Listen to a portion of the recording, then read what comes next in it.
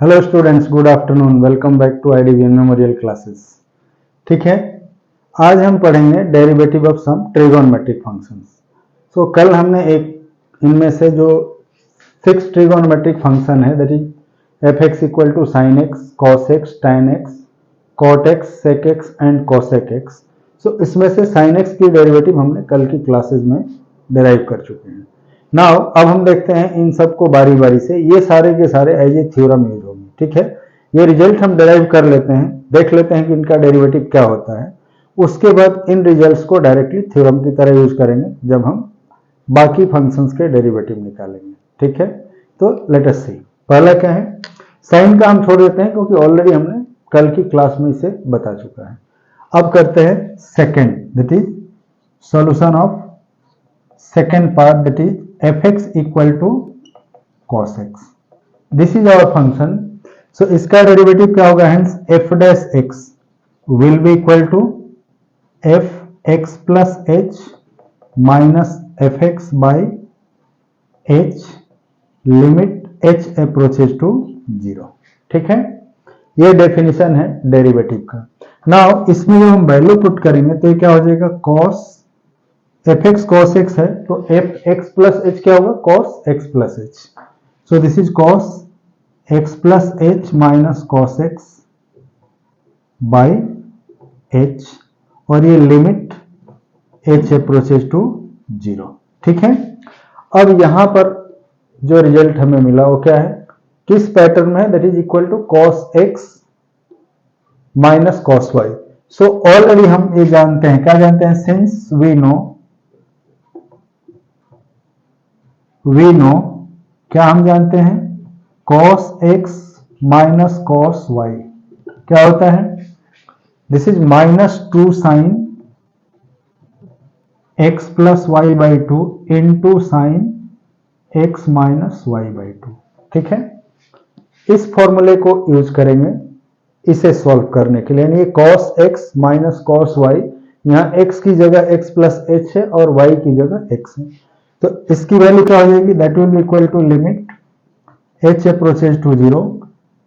ये हो जाएगा minus 2 sine x plus h plus x by 2 into sine x plus h minus x by 2 by h फॉर्मूले में पहले से।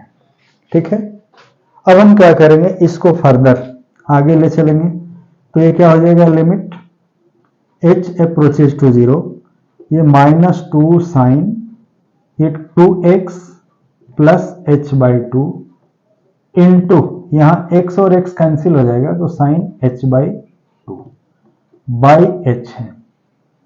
ठीक है, इसे हमें इसके पैटर्न में लाने के लिए साइन थीटा बाई थीटा या sine x by x when x approaches to 0 क्या करेंगे, यहाँ पर हम इस लिमिट को कन्वर्ट करेंगे h बाई 2 के टर्म में।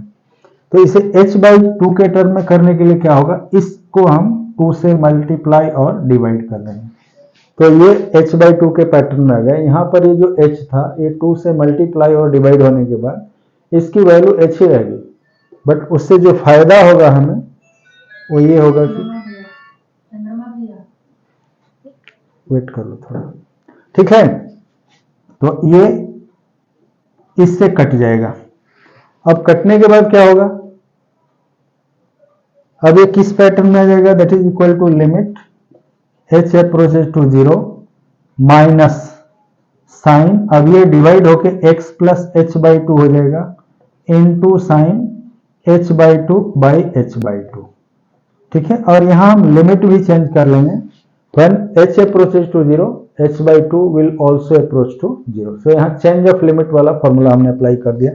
अब हम इन दोनों का लिमिट बारी बारी से लेंगे, तो this is limit h by 2 approaches to 0, ये minus sine x plus h by 2 into limit h by 2 approaches to 0 sine h by 2 by h by 2।